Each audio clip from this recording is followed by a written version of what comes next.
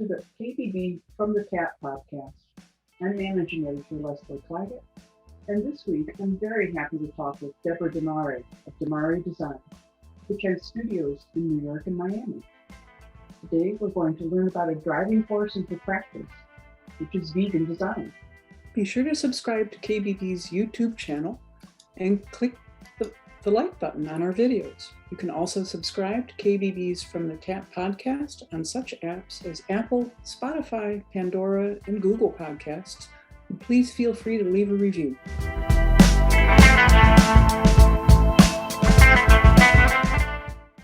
Welcome, Deborah. Thank you so much. Glad you could make it. And why don't we start with the very basics?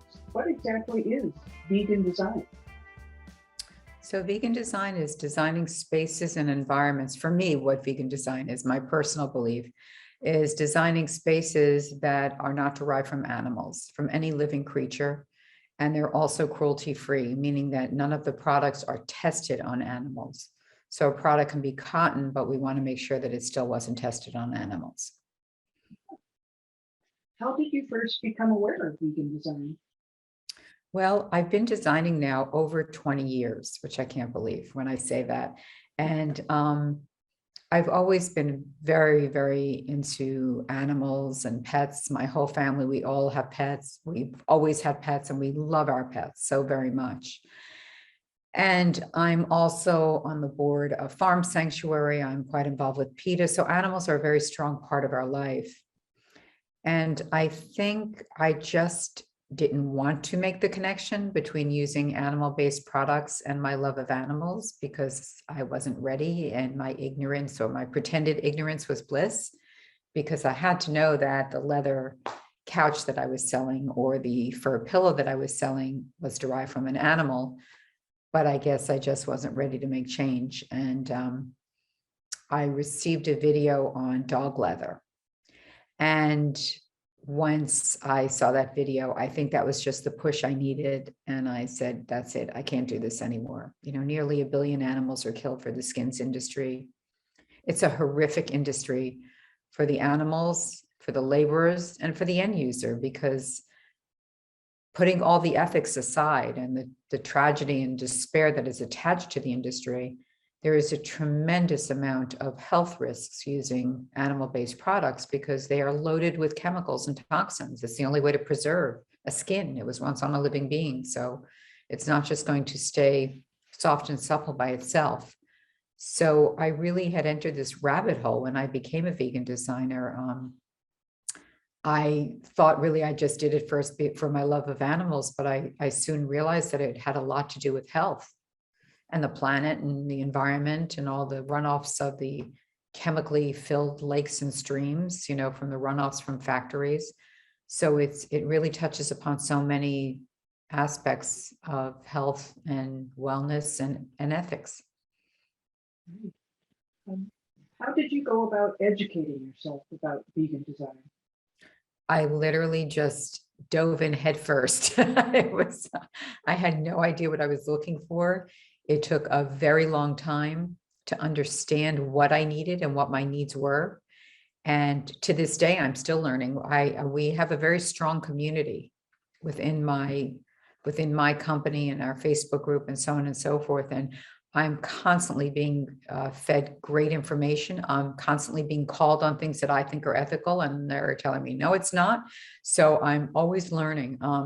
It was really just about Google and research and articles and connecting with other organizations. And it's really been incredible. It's been a turning point in my life. And it's really, I say this portion of my life that's what I'm meant to do, to educate and teach others and show others through demonstration that you can have gorgeous living spaces without harming animals or people or the world.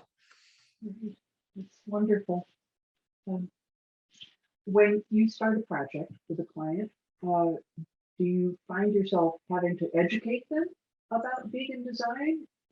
Do they want to learn about it? Would they rather just have you seamlessly implement it into the project?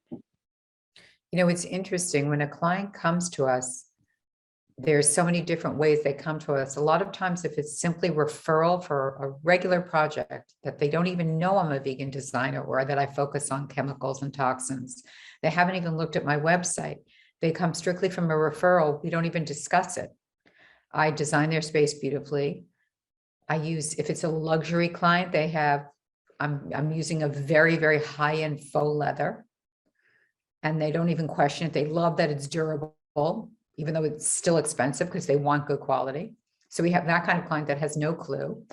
And then we have other clients that come to us for ethical reasons, that they really want their space to be completely non-animal based because of ethics and compassion. And then we have the other clients that come to us specifically because they want a healthy space. They want it, we're getting that more and more. They want spaces that are as low in chemicals as possible, as safe as possible, for flooring, for everything from flooring to wallpapers to fabrics, for their child's room, for their living room, for their kitchen, everywhere, bathrooms everywhere. So it's been really interesting. So we have very specific groups of people that come to us. Do you know of any other designers, or do you educate other designers about vegan design? Yes, I have a whole nother platform called vegandesign.org, where I educate designers. We provide a certification, a course that they take that gives them an understanding of it and how they would implement it in their practice. Because I say, don't do what I did at first, where I became 100% vegan. I mean, that wasn't a smart business practice. I did it purely emotional. I would still do it again, you know, but offer it like staging, offer it like color consultation. You're now offering non-animal based design, and you can word it differently for your clientele or for your audience. It can be healthy. It can be cruelty free. It can be focused on wellness, because it's all integrated. So yes, our course is wonderful. Our community is wonderful. We also offer resource guides. We offer tip sheets. We have, it's its own school, vegandesign.org. We have a shop on there, because a lot of times then, even though we have a resource guide that designers can purchase, but let's say they only want to get things on Amazon, we have an Amazon shop that's focused purely on cruelty-free vegan items. What would you recommend people do to start integrating vegan design into their homes?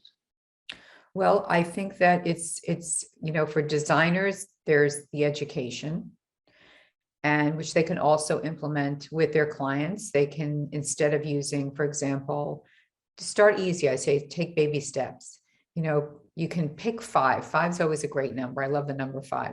Pick 5 things that are animal-based, small things, not expensive things, that you want to switch out. So I always say start with the bedroom, because to me, the bedroom is one of the most important spaces in a home, because it's where we spend a third of our life, most of us, and it's where our body repairs itself. We're sleeping. When we're sleeping, our body is repairing itself. So start with the pillows. Replace your pillows with, get rid of the down pillows. Use down-free alternatives. Use kapok, which is buckwheat. Use a down alternative, a cotton. There's so many things that you can consider.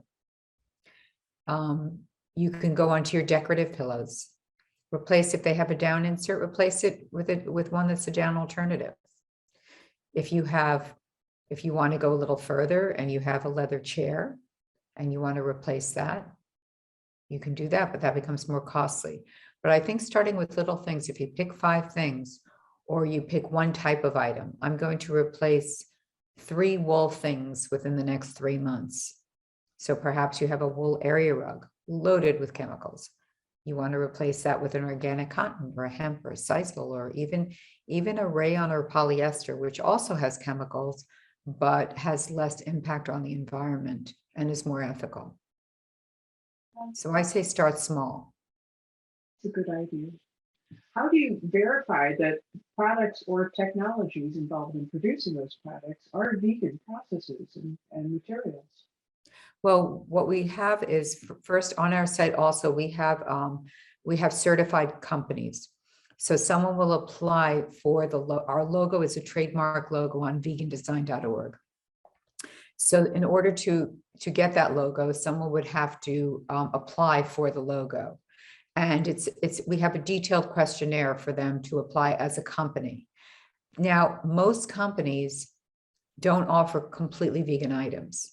So as long as a company has one product that is vegan, we will allow that as a business listing, because our goal is that people will see that that company has one great product that is vegan, and it will bring them a whole new clientele, ones that are focused on health and wellness and ethics. As far as products that we have in our shop and that we offer to our clients, research.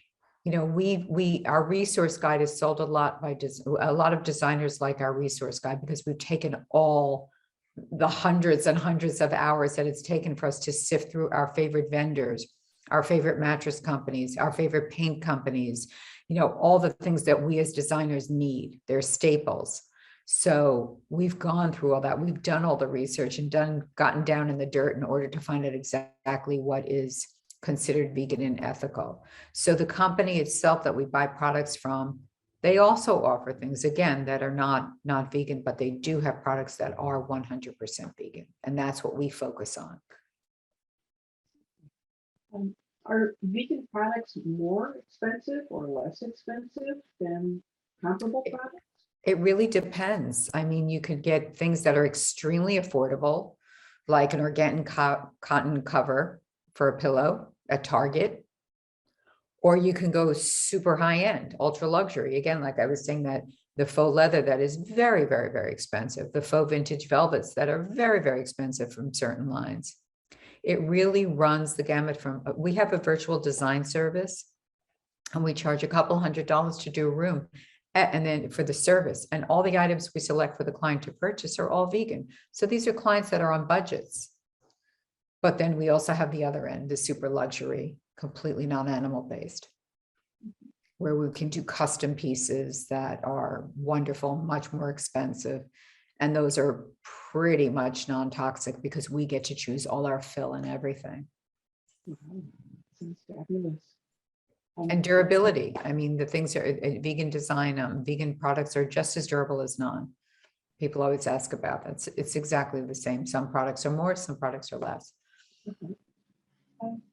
Could you tell us about the first vegan room that you did design?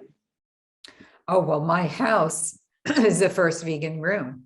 My entire house is completely vegan. Everything. There is nothing in this house that is animal based. Even from when I ordered cabinetry that they came in with leather handles, I had them replaced. So every space in my house is 100% vegan, from the carpets to the beds, to the mattresses, to the chairs, accessories, everything. There is nothing animal based in my home. Can you take us through the process? Did you go through your existing home and throw everything out? No, actually, I was fortunate because we were remodeling our home. So I took it as an opportunity to use it as a blank canvas. And from that, I have a book, Vegan Interiors, that we actually created a whole book. It includes other projects as well that are vegan, but it mostly focused on the house. And it really shows the process and what we think about.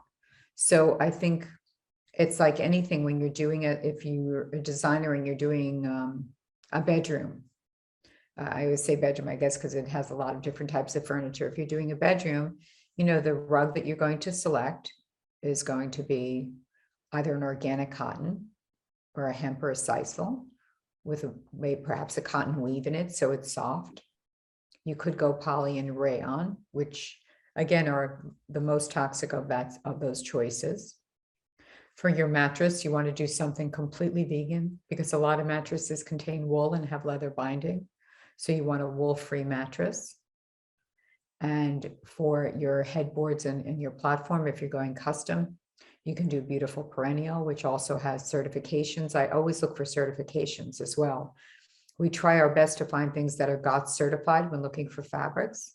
If not, our next step down would be OcuTech certified, because we want to always maintain the integrity of whatever we're creating if it's custom. And so our fabric selections are very important, and they sometimes dominate the project. So where do we start? Sometimes that will be the place in the fabric selection, depending on how custom the client is going. And if they're not going custom, than the fabric selections that are offered within that product line of a vendor. And we work out from there because we are limiting ourselves a bit if we're not going custom. So we want to know what we can start with and then how we can enhance it. And let's see here. I think the next question is, what's next for vegan design? Where do you see it going? Well, what's next for us is, I mean, we're really focusing a lot on chemicals and toxins because, again, it's all there. It's a marriage and sensory design. I've always been designing spaces for those within the population of autism, and designing for spaces for someone with autism, of course, has to be non-animal based and healthy, because you must create it as healthy a space as possible for someone with any kind of sensory or neurological challenge. And we are doing a lot now with nursery and kids rooms as well. We created a fun, wonderful course. It took us over a year to put together on how to design a cruelty-free and chemical-free nursery and kids room. It's a 2-hour course. It's all online. Do it at your own pace. It's $280. It's great for designers. We have so much information in there. The modules are short. We have great experts. We have the founder of Naturepedic Mattress. We have Dr. Bronner from Dr. Bronner, Lisa Bronner from Dr. Bronner's Soaps. We have a sleep expert. We have a fabric, an organic and non-toxic fabric expert that a lot of people in the industry know, Patty Grossman. So we have a occupational therapist who discusses sensory environments and how to create them for children. So it's a wonderful course. And so I think that's included in our next phase, continuing with spaces for all populations and all kinds of people, all age ranges. But so yes, it's been very exciting. As an animal advocate myself, I'm thrilled to hear about your work and your commitment. And I'd like to thank you so much, Deborah DiMare, for joining us today on KBB's From the Cat. It's been a pleasure speaking with you. Thank you so much.